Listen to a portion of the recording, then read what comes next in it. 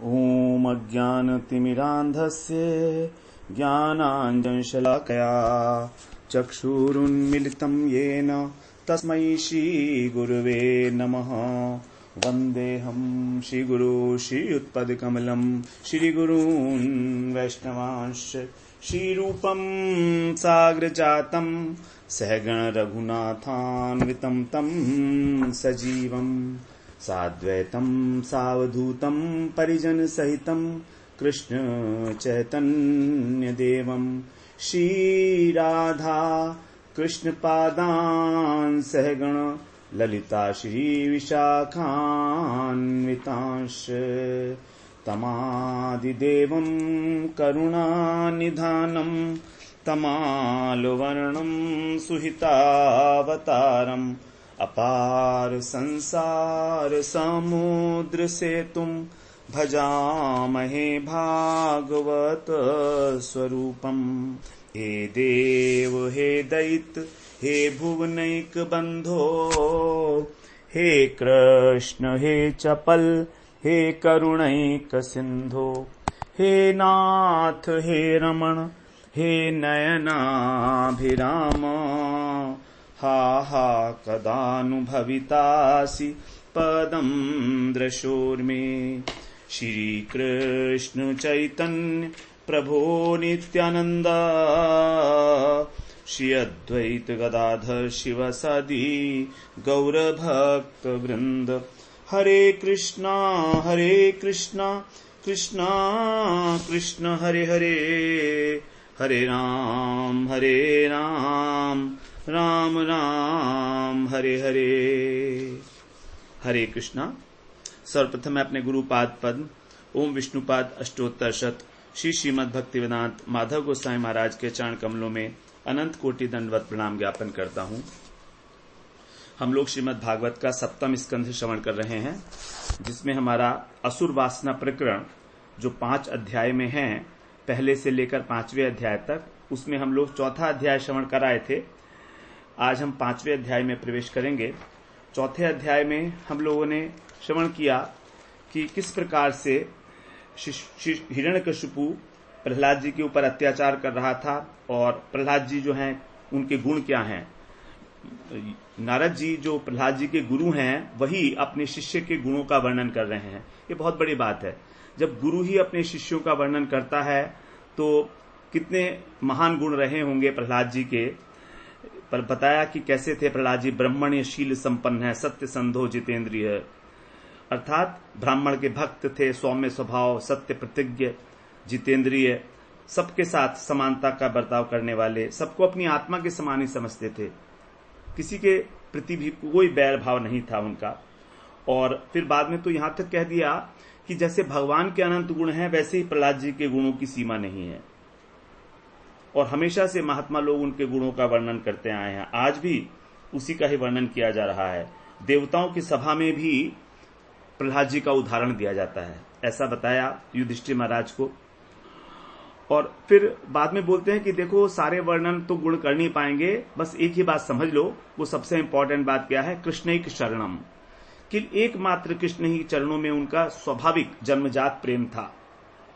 बचपन से ही खेलकूद छोड़कर भगवान के ध्यान में जो है तन्मय हो जाते थे। उनका विरह जब भावना उत्पन्न होती थी तो रोने लगते थे। जब अनुभूति होती थी कृष्ण उनके साथ हैं तो अनेक प्रकार से खिलखिलाकर हंसने लगते थे। किसी प्रकार का कोई उन्हें संकोच नहीं था। जो महाभागवत भगवत प्रेम प्राप्त पुरुष होते हैं, उनकी इस अवस्था का वर्णन किया। तब युधिष्ठिर ने पूछा कि हिरण्यकशिपु तो पिता थे, और ऐसे शुद्ध महात्मा पुत्र से उन्होंने क्यों द्रोह किया? क्योंकि स्वभावतः पिता से पुत्र प्रेम ही करता है, वो उसकी आत्मा ही है एक प्रकार से। तो फिर ये क्यों किया उन्होंने द्रोह प्रहलाद से? इसका विषय में बड़े मुझे कौतूहल हो रहा है कि उसने उसको मारना चाहा, तो ये मेरा कौतूहल आप शांत करें। अब 5वें अध्याय के अंदर हिरण्यकशिपु के द्वारा प्रहलाद जी को जो वध करने का प्रयत्न होगा, उसके विषय में बताएंगे। बता रहे हैं नारद जी। नारदो उवाच पौरोहित्याय भगवान वृत्त काव्य किलासुरै षण्डामर्को सुतौ तस्य दैत्यराज ग्रहांतिके। भगवान काव्य जो दैत्यों के गुरु हैं उनका नाम है शुक्राचार्य, उन्हीं को कवि भी कहा जाता है। तो कह रहे हैं भगवान शुक्राचार्य किल असुरई, वे निश्चित रूप से असुरई माने असुरों के द्वारा पौरोहित्याय पुरोहिती करने के लिए व्रत है माने वर्ण किए गए थे। उन्होंने स्वीकार किया था असुरों ने कि आप हमारे पुरोहित हैं। यद्यपि जो शुक्राचार्य हैं ये ब्राह्मण हैं, लेकिन इन्होंने असुरों का पौरोहित्य करना पुरोहिती करना स्वीकार कर लिया। तस्य सुतौ, उनके 2 पुत्र थे, उनका नाम था षंड और अमर्क। यही जो है दैत्यराज हिरण्यकशिपु के ग्रह अंतिके उसके भवन के समीप ही रहते थे, बहुत ज्यादा दूर नहीं थे, जहां राजमहल था वहीं पर ही।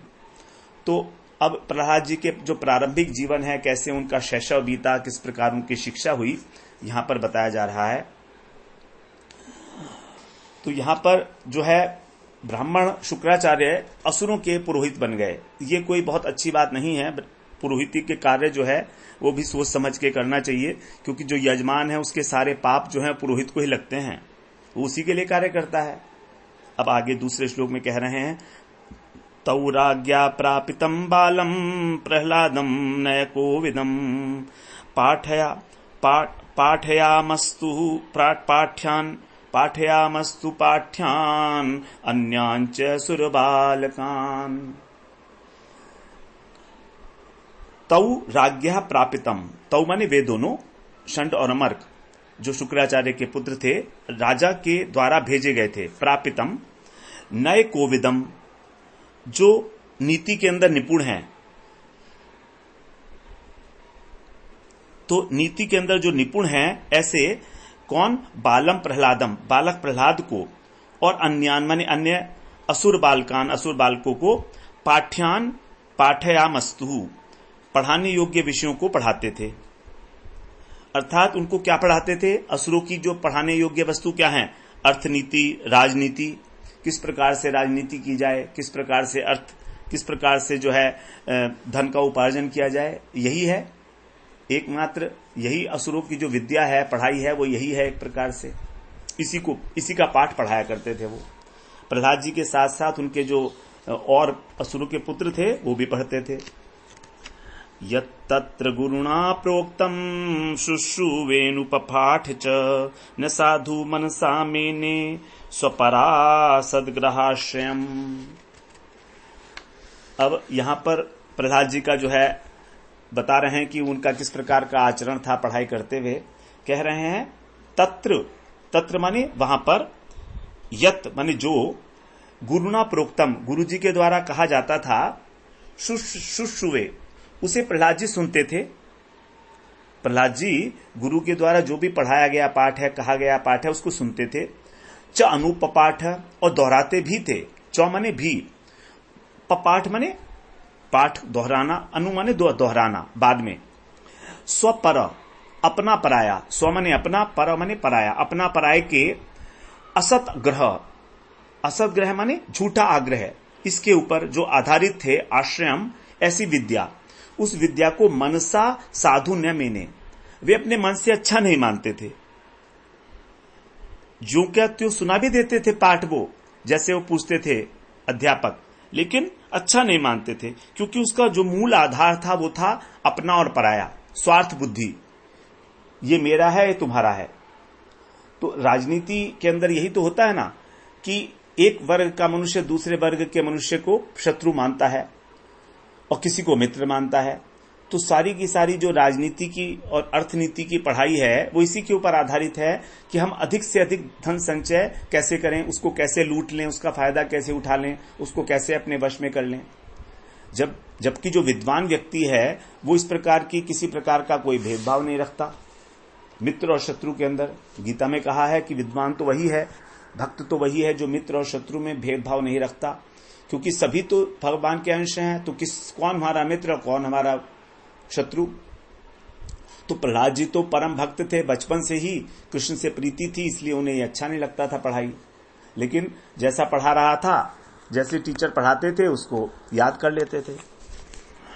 एकदा सुराट पुत्रम अंकमारोप्य पांडव पप्रच्छ कथ्यताम वत्स मन्यते साधु यद्भमान। एक बार एक दिन पांडव, यहां पर पांडव संबोधन है युधिष्ठिर जी के लिए। हे पांडव, एक दिन, हे युधिष्ठिर, एक दिन असुर राट मतलब असुर राज्य, वो जो दैत्य था हिरण्यकशिपु ने, पुत्रम अंकम आरोप्य, अपने पुत्र को गोदी में बिठाकर, पप्रच्छ पूछा, क्या पूछता है, हे वत्स, हे बेटा, भमान माने तुम, यत साधु मन्यते कथ्यताम, जिसको तुम साधु मानते हो, उत्तम मानते हो, वो पढ़ाई जो तुमने पढ़ी है वो मुझे सुनाओ। कौन सी बात तुम्हें सबसे अच्छी लगती है ये मुझे बताओ। तो हिरण्यकशिपु जो है उसने ये पूछा कि तुमको क्या बात अच्छी लगी है। ऐसा कोई प्रश्न नहीं पूछा कि उसका उत्तर ना दे पाए वो, कि इस जीवन का जो सर्वश्रेष्ठ ज्ञान है मुझे वो दो तुम। इससे बात तो यही लगती है कि तुम क्या समझते हो, तुम्हारी सोच किस प्रकार की है, तुम किसको अच्छा मानते हो, वो तुम मुझे बताओ। अब प्रहलाद जी कह रहे हैं, प्रहलाद उवाच तत्साधु मन्ये सुरवर देहिनाम सदा समुद्विग्न धियाम सद्ग्रहात् हित्वात्मपातं ग्रहमन्धकूपं वनं गतो यद्धरिमाश्रयेत।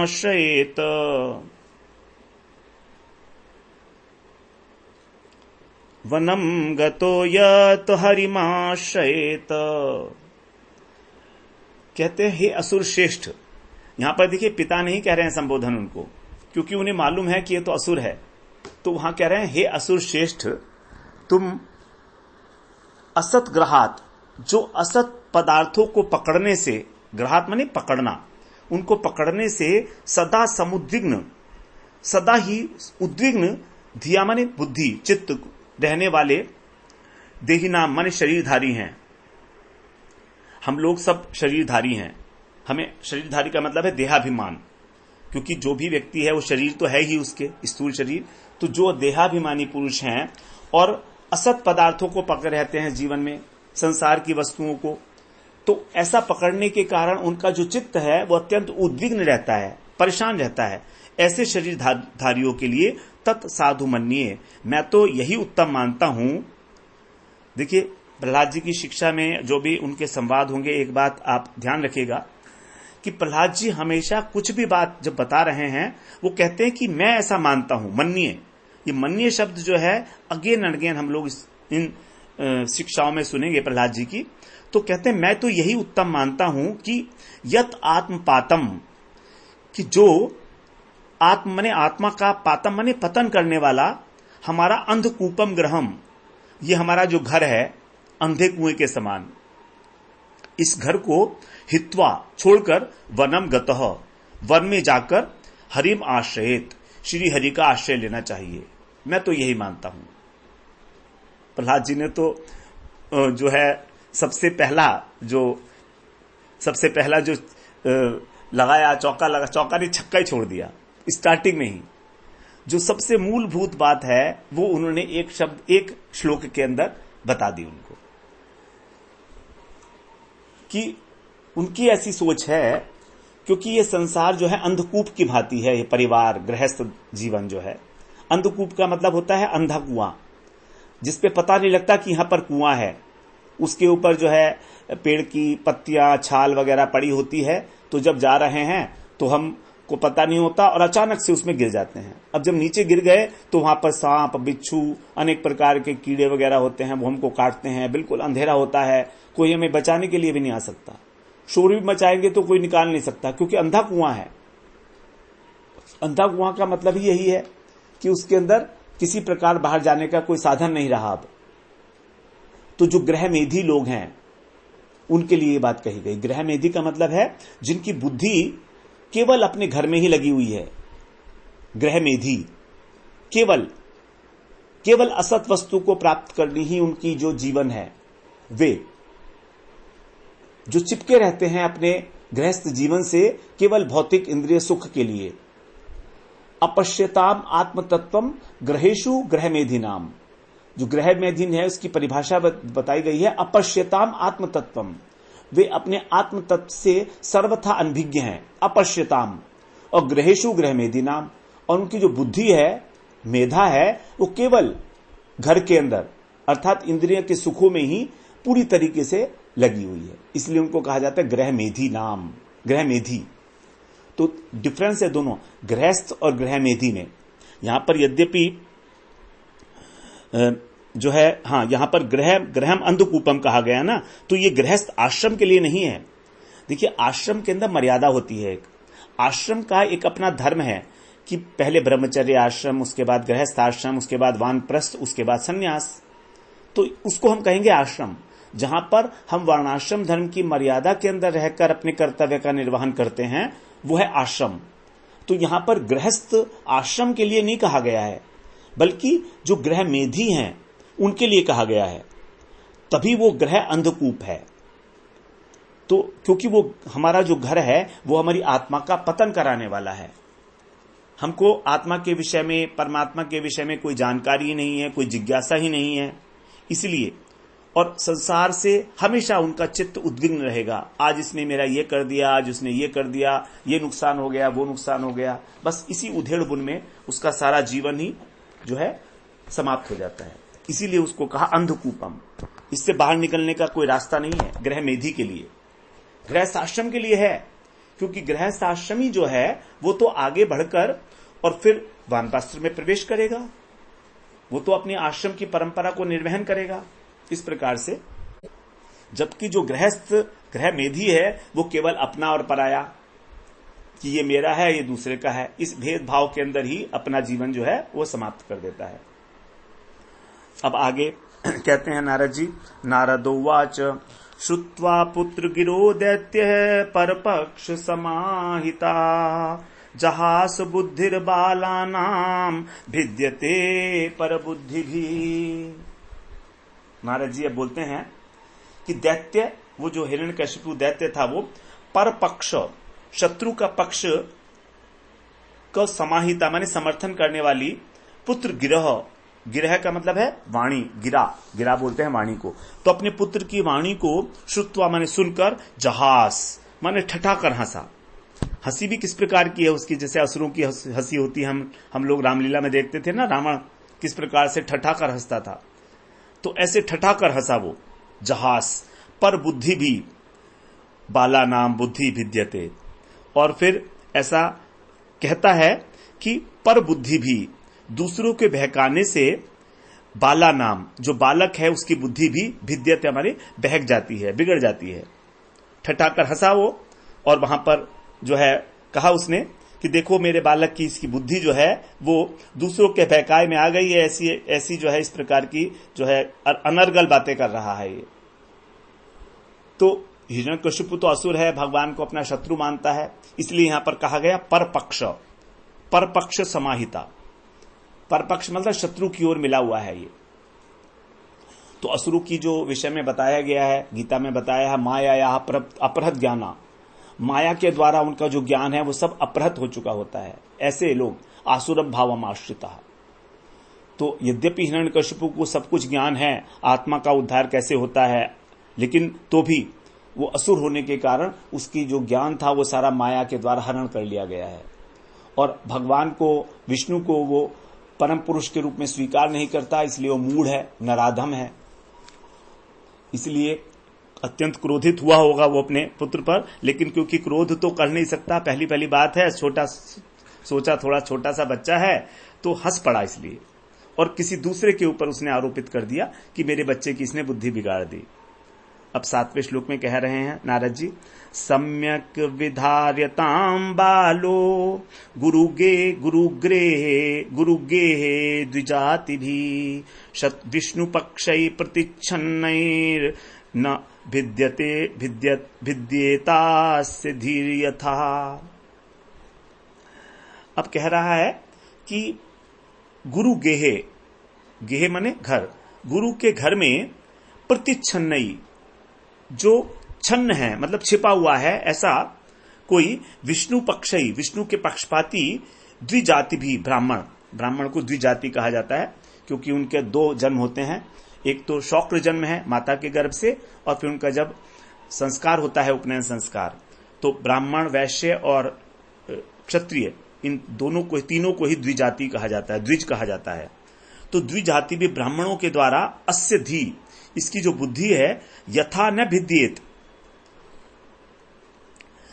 इसकी बुद्धि न भिद्येत माने बहकावे में ना आए, यथा माने जैसे, उस प्रकार से बालह सम्यक विधार्यताम, उस प्रकार से तुम इस बालक की सम्यक माने अच्छी प्रकार से देख रेख करो। जो गुरुपुत्र हैं उनसे कह रहा है कि तुम लोग इस प्रकार से इस बालक की देख रेख करो कि कहीं इसकी बुद्धि बहकाए में ना आ जाए। जो पक्षपाती लोग हैं, गुरु विष्णु का पक्ष लोग करने वाले लोग हैं, वे इसकी बुद्धि को भ्रमित कर रहे हैं। तो इसलिए इस बात का ध्यान रखना होगा, क्योंकि वरना छद्म वेश के अंदर जो वैष्णव लोग घूमते रहते हैं, तो उनके द्वारा ये हमारा जो पुत्र है बहकावे में आ गया है, किसी प्रकार की ऐसी बहकी बहकी बातें कर रहा है। अब 8वें श्लोक में कह रहे हैं, गृहम आनीतमाहूय प्रह्लादम दैत्ययाजकः प्रशस्य लक्ष्ण्या वाचा संप्रच्छन्त सामभि।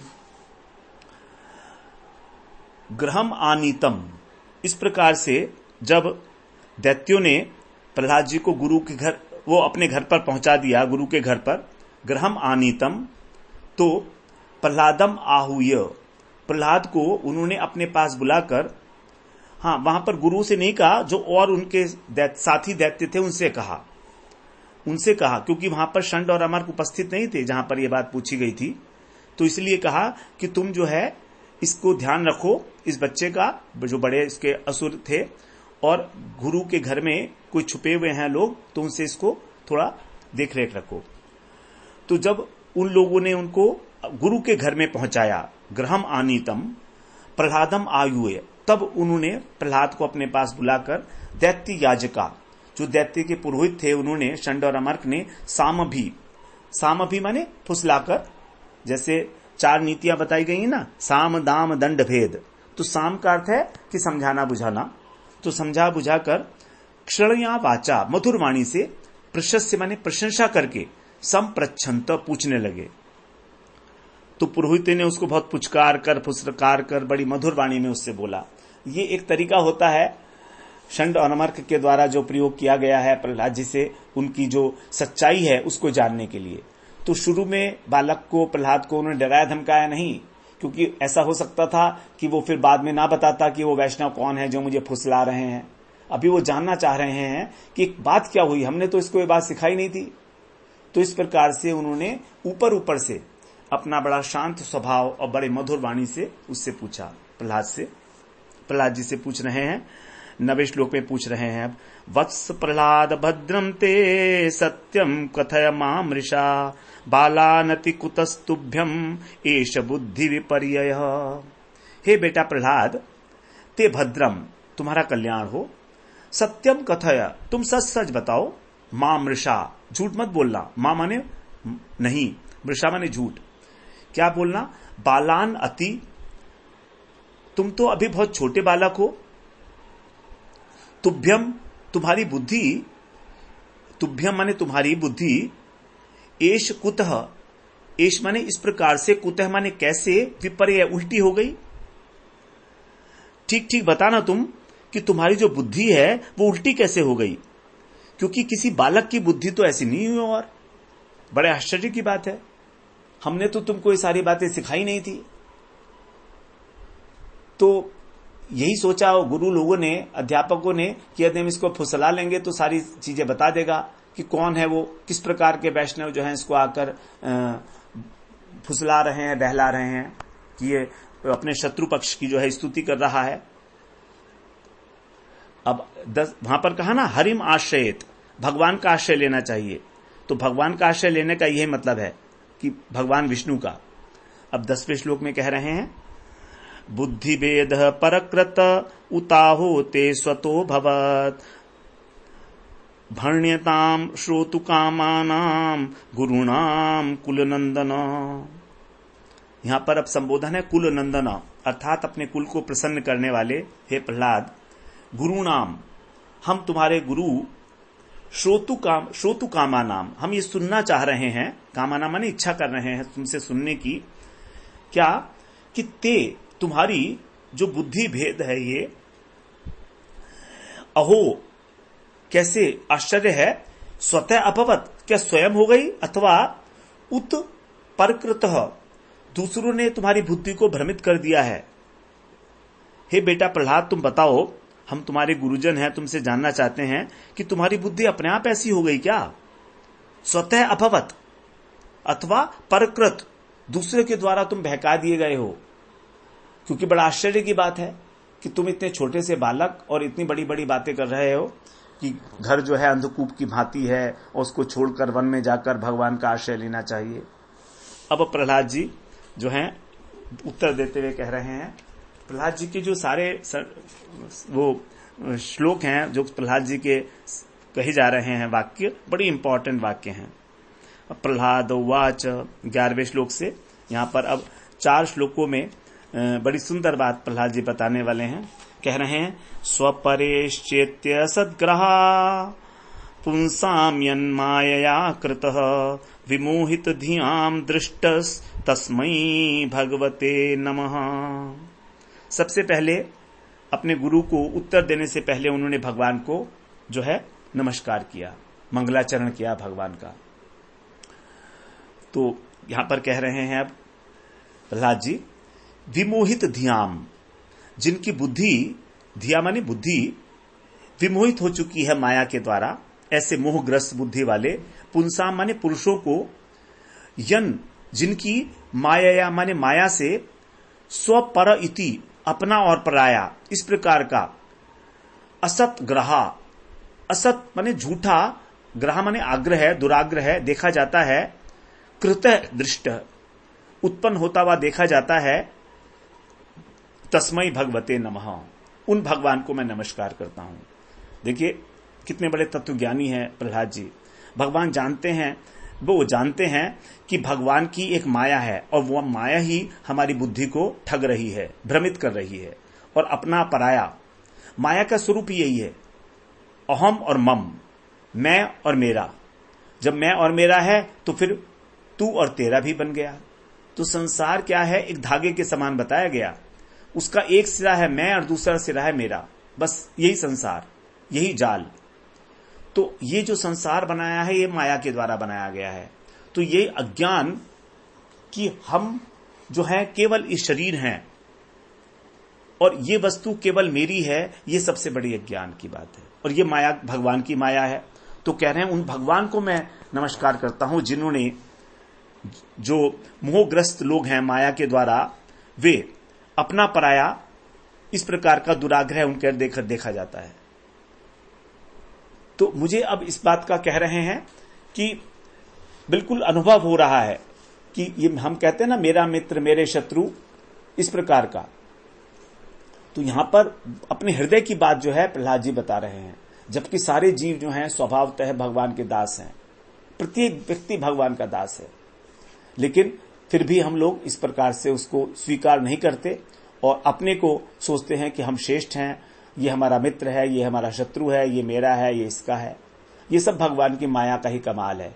माया महा ठगनी हम जानी, सबको ठग रही है। आगे कहते हैं प्रहलाद जी 12वें श्लोक में, स यदानुव्रतः पुंसां पशु बुद्धिर विभिद्यते अन्येष तथान्योहम इति भेद गता सती। एष अन्य, ये दूसरा है, अन्य माने दूसरा है, और तथा अन्य, और इससे भिन्न, अहम इति मैं हूं। इस प्रकार की सोच, इति माने इस प्रकार की भेद गता, जो भेद उत्पन्न करने वाली, भेद भाव से संपन्न, पुंसाम पुरुष की, असति, असति माने झूठी, असति माने जो ठीक नहीं है, ऐसी पशु बुद्धि का क्या होगा, 100 माने वे भगवान, यदा अनुव्रत, जब अपना अनुग्रह करते हैं, तब विभिद्यते, तब वो नष्ट होती है। भगवान की ही माया हमको भ्रमित करती है, विमोहित करती है, और भगवान का आश्रय लेने से ही इस प्रकार की हमारी बुद्धि कि यह मैं मेरा हूं, यह मैं हूं और यह मेरा है, ये बुद्धि जो भेदभाव संपन्न है, ये झूठी है, मिथ्या है, असत्य है। लेकिन ये नष्ट कब होगी, यदा अनुव्रतः, सौ यदा अनुव्रत, जब वे हमारे पर कृपा करते हैं। बिल्कुल यही बात गीता में कही।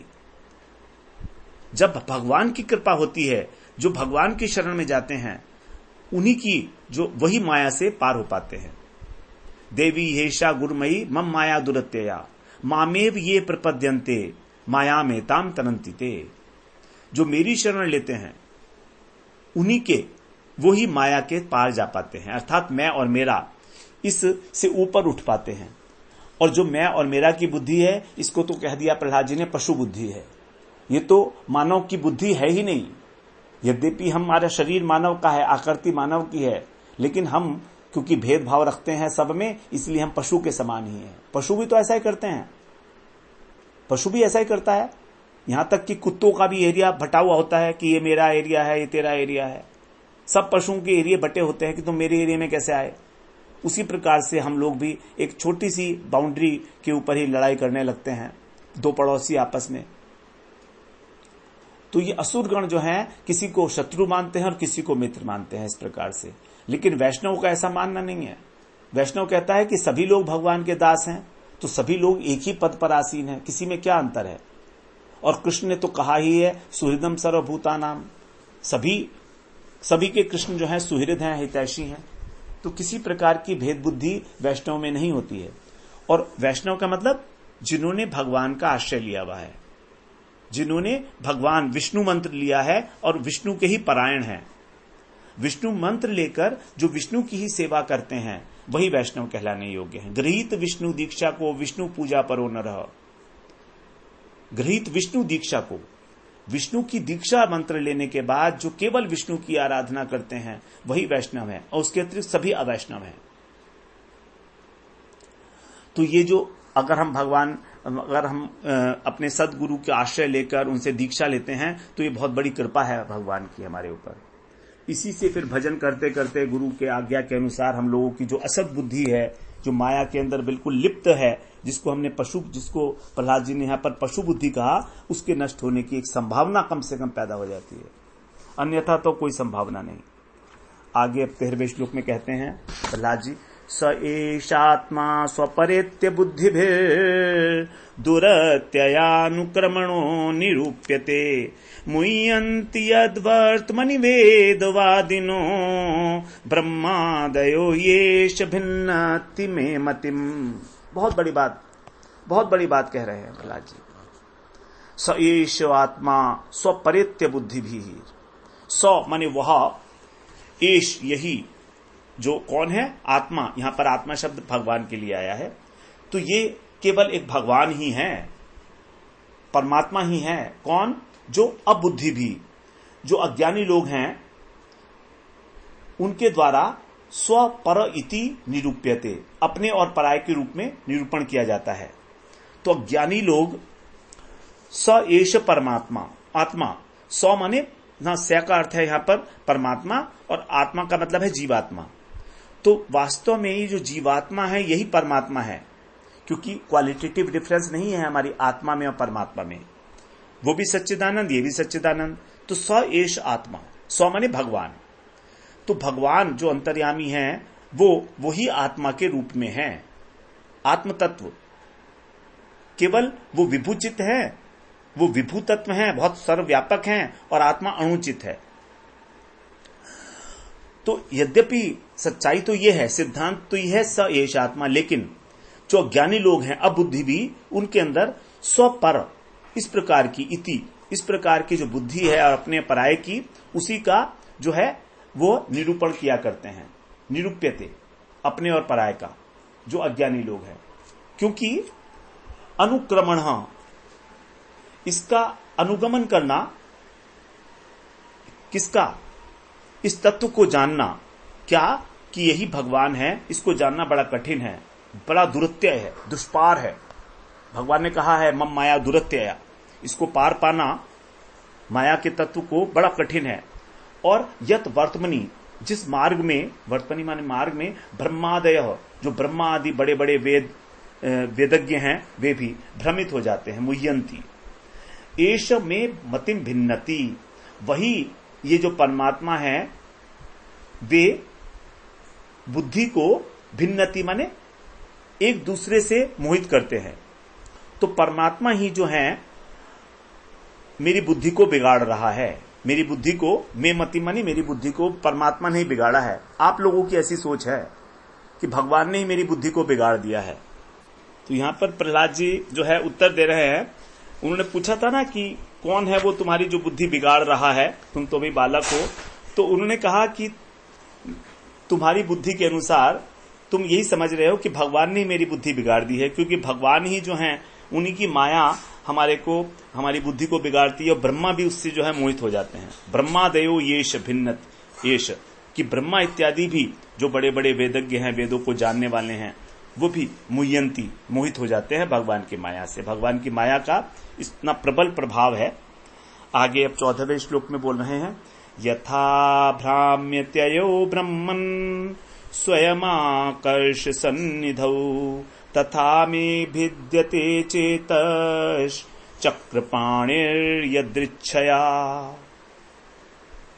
हे ब्रह्मन, यहां पर उनको संबोधन है दोनों गुरु पत्रों को।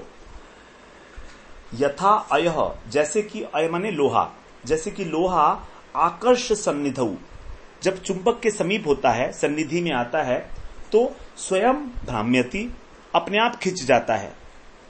उसी प्रकार से, तथा माने उसी प्रकार से, मैं चेतः, मेरा जो चित्त है वो चक्रपाणे, जो चक्र को धारण करने वाले भगवान हैं, चक्रधारी विष्णु, शंख चक्र गदा पद्म को धारण करने वाले, उनकी यदृच्छया, स्वतंत्र इच्छा से, भगवान की इच्छा से, भिद्यते माने उनकी ओर खिंचा हुआ है।